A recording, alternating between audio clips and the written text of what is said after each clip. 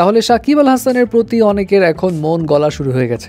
এখন এটা তো সবাই জানে যে বিতর্কের এক নাম বর্তমানে ক্রিকেট অঙ্গনে সাকিব আল হাসান, এবং নানা কারণে সবাই তার উপর ক্ষিপ্ত।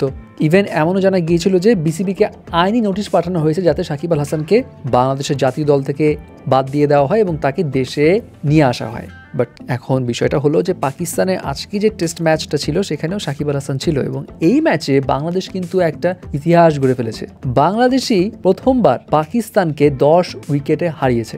শুধু তাই নয়, বাংলাদেশ কিন্তু ফর দ্য ফার্স্ট টাইম পাকিস্তানের সঙ্গে টেস্ট ম্যাচেও জিতেছে। এর আগে ওয়ানডে এবং টি-20 মিলে বাংলাদেশ পাকিস্তানকে হারিয়েছিল 8টা ম্যাচে, বাকি ছিল শুধু টেস্ট। রাওয়ালপিন্ডি সিরিজের প্রথম টেস্টে এবার সেই অপেক্ষাটা একদম বাংলাদেশ পূরণ করে ফেলেছে।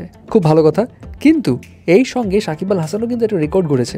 বাঁ-হাতি স্পিনারদের মধ্যে আন্তর্জাতিক ক্রিকেটে সর্বোচ্চ উইকেট শিকারীর তালিকায় এখন নাম্বার 1-এ বাংলাদেশের সাকিব আল হাসান। তার আন্তর্জাতিক ক্রিকেটে উইকেট সংখ্যা বেড়ে দাঁড়িয়েছে 706।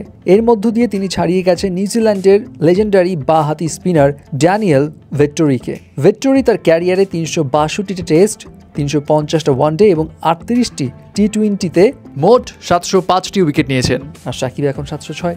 যাই হোক, এখন সাকিবের এই অ্যাচিভমেন্ট এবং বাংলাদেশের এই জয় দেখে অনেকের একটু মন গলেছে। কেউ কেউ বলছে সাকিব আল হাসানকে বোধহয় একটু সুযোগ দেওয়া উচিত। আবার কারো মতে, যেমন অনন্য মামুন, তিনিই লিখেছেন সাকিব আল হাসান বাংলাদেশের একটা বড় সম্পদ, আমরা যাতে অতি উৎসাহী হয়ে এই সম্পদকে নষ্ট করে না ফেলি।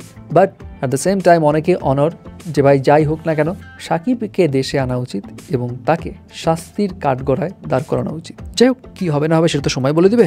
আপনারা অ্যাকচুয়ালি কী মতামত সেটাও জানাবেন।